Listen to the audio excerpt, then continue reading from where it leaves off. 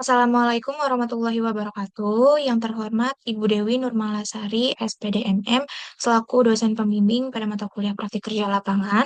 Sebelumnya perkenalkan saya Adelia Putri Pramesti dengan NIM 17096230027 dari Program Studi Pendidikan Administrasi Perkantoran. Pada kesempatan kali ini, saya ingin memaparkan hasil laporan praktik kerja lapangan pada unit Sekretaris Pribadi Wakil Presiden di Sekretariat Wakil Presiden Republik Indonesia.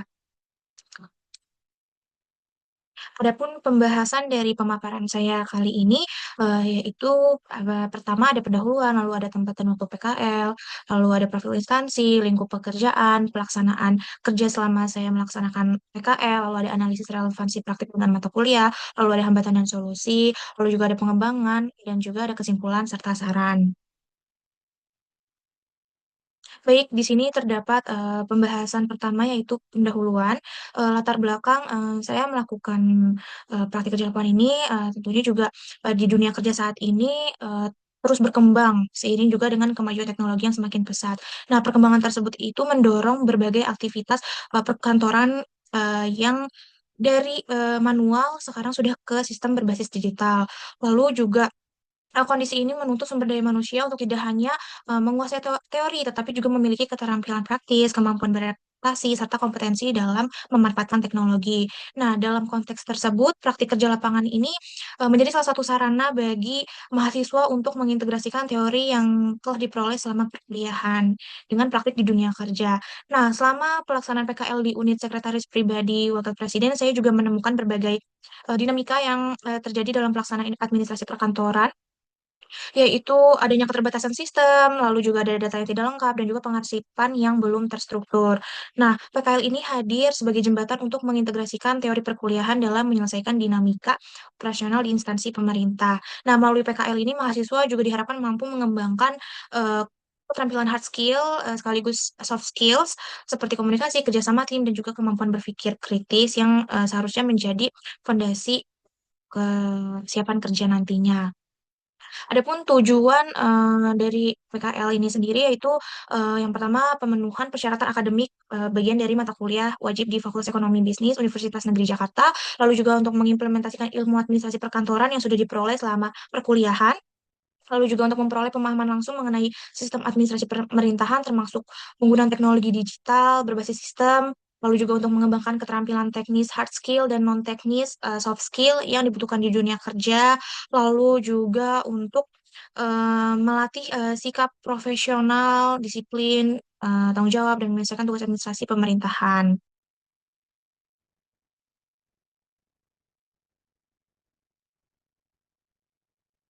Lalu di sini terdapat tempat dan waktu PKL. Yang pertama itu saya melakukan tahap observasi dari bulan September sampai bulan Desember 2025 itu dengan mencari info-info terkait tempat PKL, lalu juga melakukan pendaftaran serta di bulan Desember itu ada penerimaan. Lalu selanjutnya ada tahap partisipasi dari bulan Januari sampai bulan Juni tahun 2026. Eh, itu saya tadinya diterima di Biro Tata Usaha dan Sumber Daya Manusia, namun dipindah tugaskan sehingga saya melakukan penugasan selama PKL itu di unit sekretaris pribadi. Lalu ada tahap evaluasi itu pada bulan April sampai bulan Juni 2026. Itu saya melakukan penyusunan laporan, lalu juga saya melakukan bimbingan kepada mentor dan juga dosen pembimbing, serta juga melakukan evaluasi akhir dan revisi-revisi. Nah, PKL ini dilaksanakan di Sekretariat Wakil Presiden Republik Indonesia, tepatnya lokasinya di Jalan Kebon Siri nomor 14, Jakarta Pusat. Nah, jam kerjanya ini mengikuti ketentuan instansi, yaitu Senin sampai Kamis pada pukul 7.30 sampai 16.00 dan Jumat pukul 7.30 sampai 16.30. Nah, sebelum 10 April, saya melakukan kerja setiap hari Jumat itu di kantor. Namun, terhitung sejak 10 April, hari Jumat itu pelaksanaan kerjanya diganti secara work from house atau WFH.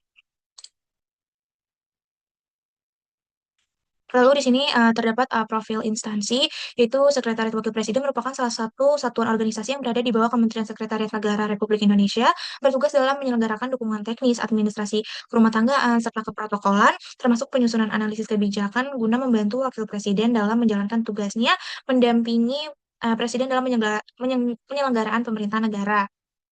Adapun visi dari Setwapres sendiri yaitu terwujudnya dukungan teknis dan pelayanan administrasi secara prima, profesional, transparan, dan akuntabel kepada Wakil Presiden. Lalu misi dari Setwapres sendiri yaitu meningkatkan kualitas SDM untuk dukungan teknis dan administrasi Wakil Presiden, meningkatkan sarana dan prasarana kerja yang efektif dan efisien, meningkatkan kinerja dalam penyiapan bahan kebijakan bidang politik, kesejahteraan dan ekonomi, lalu juga yang terakhir meningkatkan kualitas kinerja untuk pelayanan prima kepada Wakil Presiden. Baik, selanjutnya di sini terdapat struktur organisasi.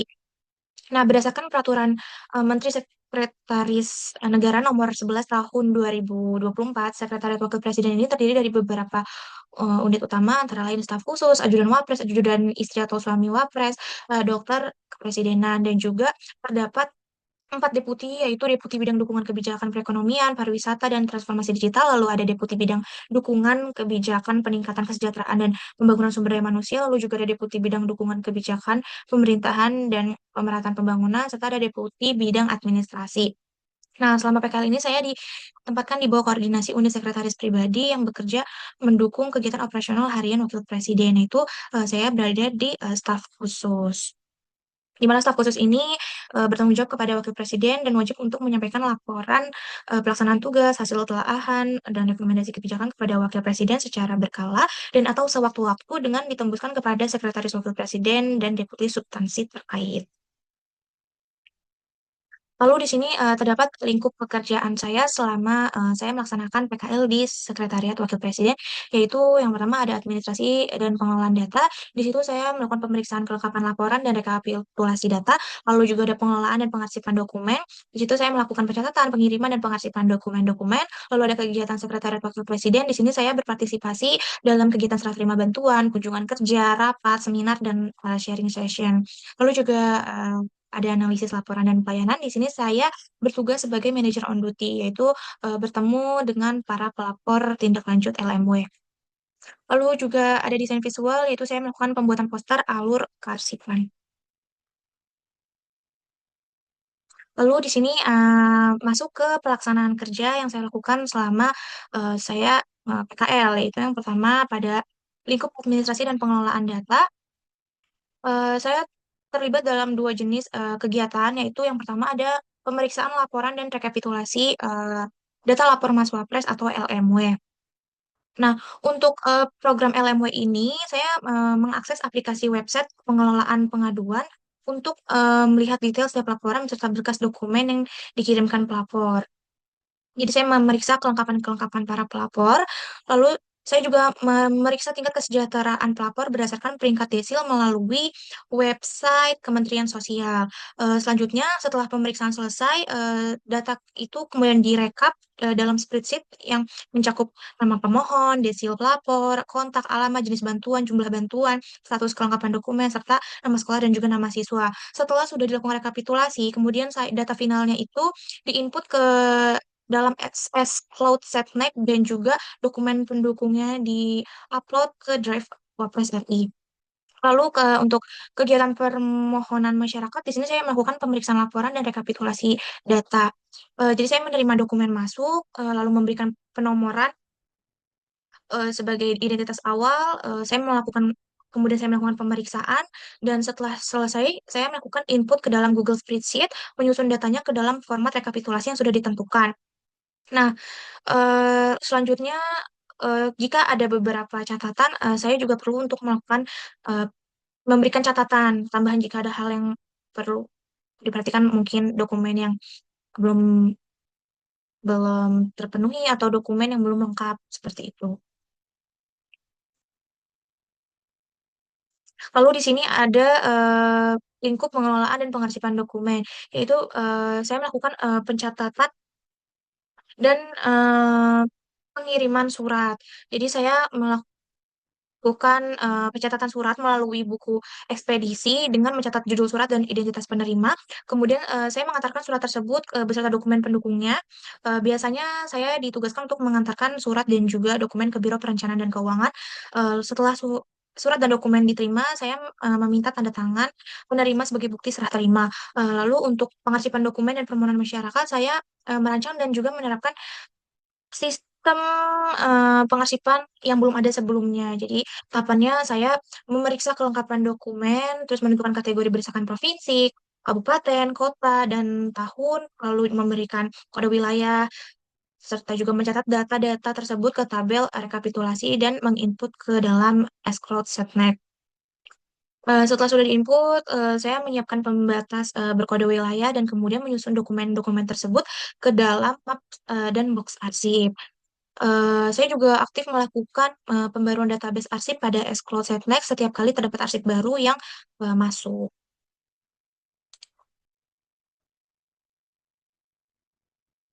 Lalu di sini ada pelaksanaan kerja kegiatan Sekretariat Wakil Presiden.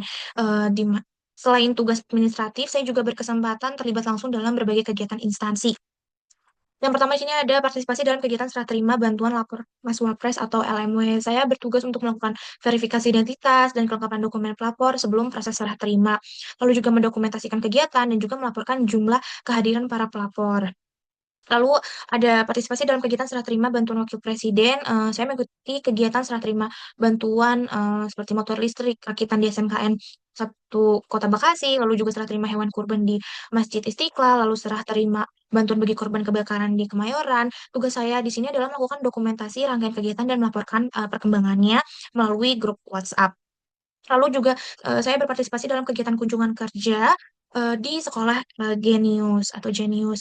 Saya mendamping di sini saya em, mendampingi proses serah terima laptop kepada siswa dan juga saya membantu pada bagian logistik, lalu juga saya melakukan dokumentasi kegiatan dan juga saya melakukan pelaporan ke grup WhatsApp eh, terkait kondisi di lapangan.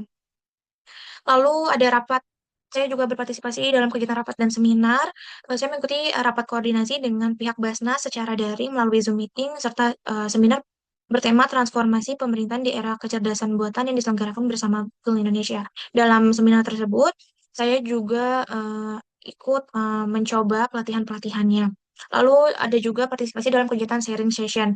Saya memaparkan materi di hadapan para mentor dan juga pegawai Sekretaris Wakil Presiden meliputi topik penanganan surat masuk dan surat keluar, sistem penyimpanan arsip, terus eksplorasi AI dan notebook LM, lalu juga dilanjutkan dengan sesi tanya jawab bersama dengan para pegawai di sana. Lalu di sini pelaksanaan kerja selanjutnya ada analisis laporan dan pelayanan. Saya juga terlibat dalam kegiatan analisis laporan masyarakat melalui program Lapor Mas Wapres. Nah, prosesnya ini dimulai dengan pengecekan nomor tiket pelapor, menelaah detail data pengaduan, lalu menganalisis isi laporan yang mencakup ringkasan laporan, identitas pelapor, objek permasalahannya apa, dan upaya apa yang telah dilakukan sebelumnya.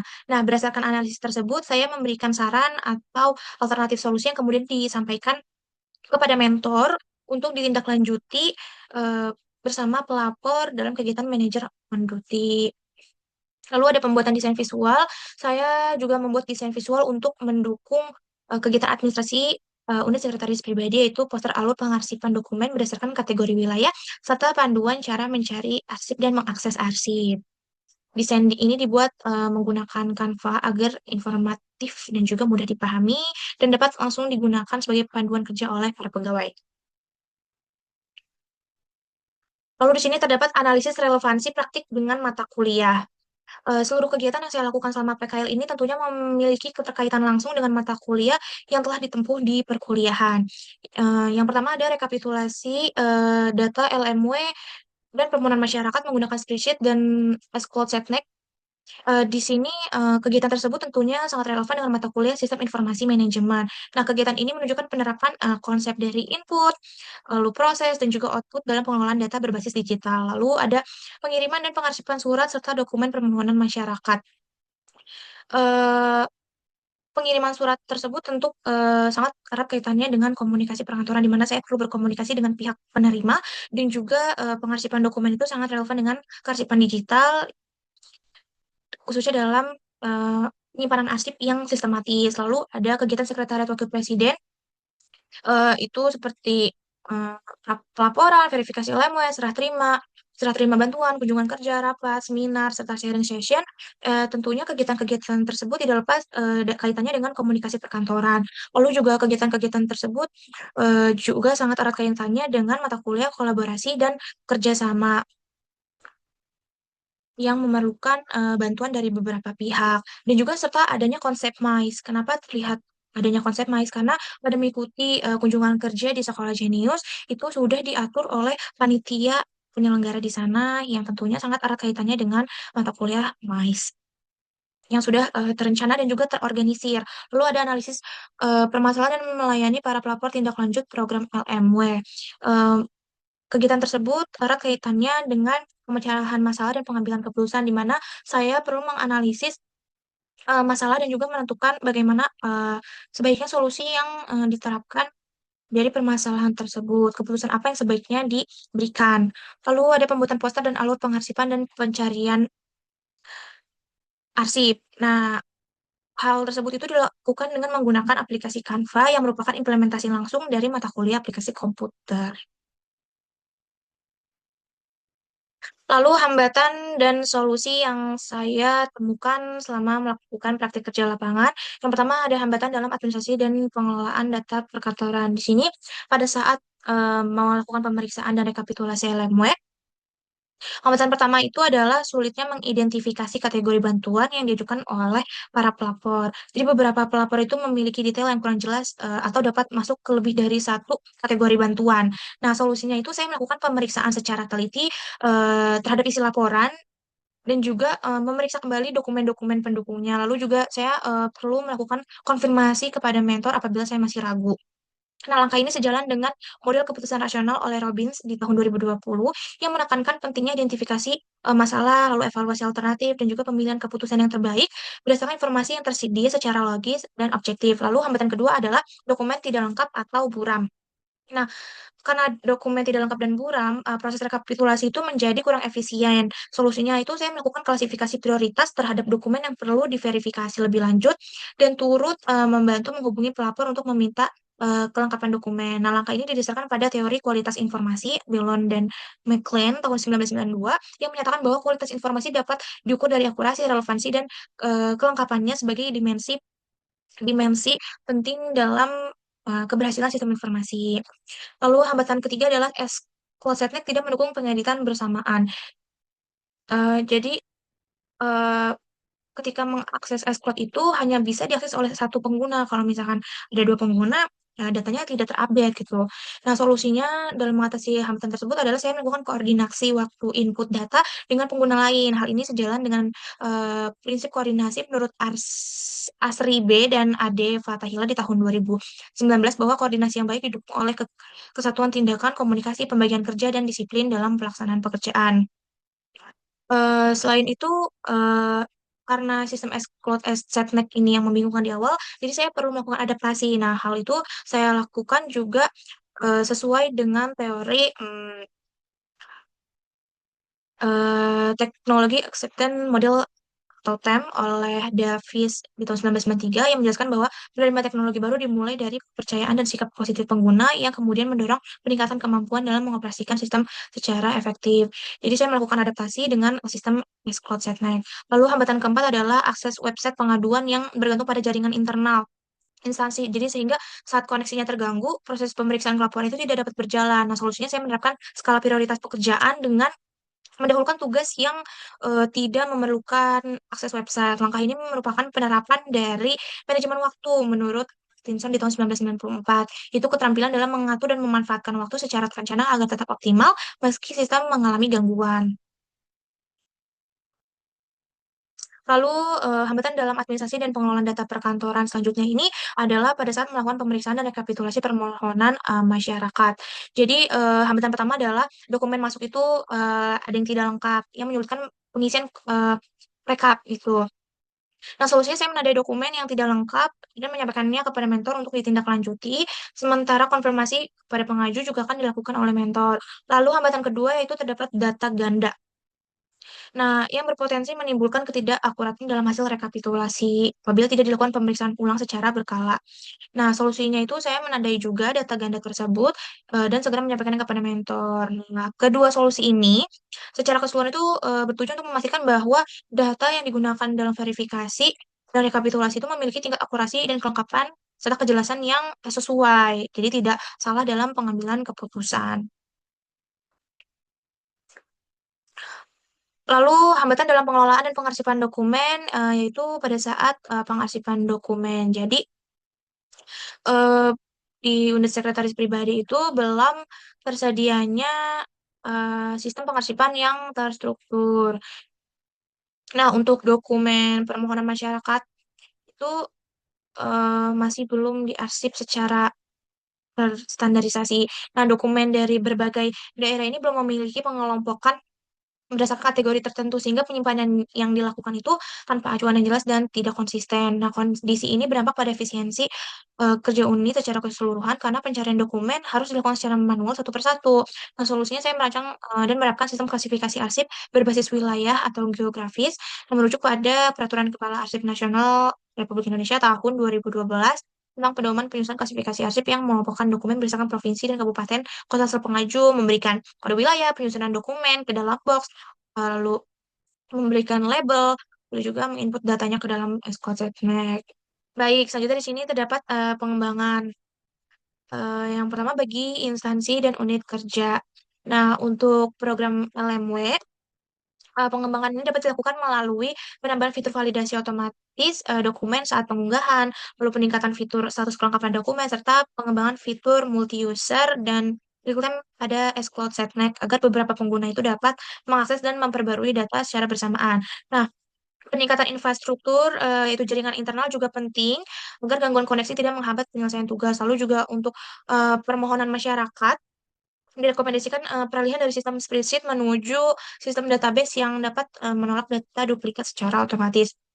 Lalu untuk bidang pengarsipan, perlu disusun pedoman pengarsipan yang lebih terstandarisasi, disesuaikan dengan karakteristik unit sekretaris pribadi yang bersifat non-organik.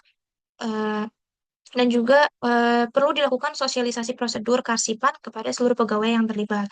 Bagi program studi dapat memperbanyak studi kasus yang mendekati kondisi kerja nyata, lalu pembekalan analisis data tidak lengkap, data ganda, dan validasi, lalu juga penguatan kompetensi penggunaan sistem informasi dan aplikasi digital perkantoran.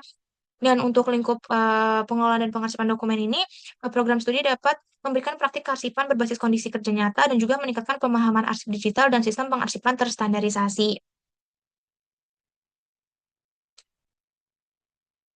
Baik, selanjutnya di sini terdapat kesimpulan dari keseluruhan pelaksanaan PKL selama lebih dari 5 bulan di unit sekretaris pribadi Wakil Presiden. Terdapat beberapa poin penting yang dapat saya simpulkan, yaitu saya dapat menerapkan ilmu administrasi perkantoran secara langsung di lingkungan kerja, khususnya di lingkungan kerja pemerintahan. Lalu saya juga meningkatkan kompetensi pada lingkup administrasi seperti pengelolaan data dan juga pengarsipan dokumen. Lalu juga saya mengembangkan kemampuan komunikasi saya, koordinasi, lalu kolaborasi dan berpikir analitis melalui berbagai kegiatan instansi yang telah saya ikuti. Lalu juga saya meningkatkan keterampilan teknis hard skill dan juga non teknis atau soft skill sebagai bekal untuk memasuki dunia kerja. Lalu di sini juga terdapat saran untuk program studi. Yang pertama itu program studi perlu melakukan pelatihan sistem informasi dan aplikasi perkantoran sebelum adanya praktik kerja lapangan. Lalu juga program studi perlu memperbanyak pembelajaran berbasis praktik dan juga studi kasus. Selanjutnya untuk unit kerja, saran yang saya berikan adalah optimalisasi sistem pengarsipan dengan pedoman yang lebih standarisasi dan sesuai dengan arsip nasional. Baik, sekian pemaparan laporan praktik kerja saya. Mohon maaf apabila ada salah kata. Terima kasih. Wassalamualaikum warahmatullahi wabarakatuh.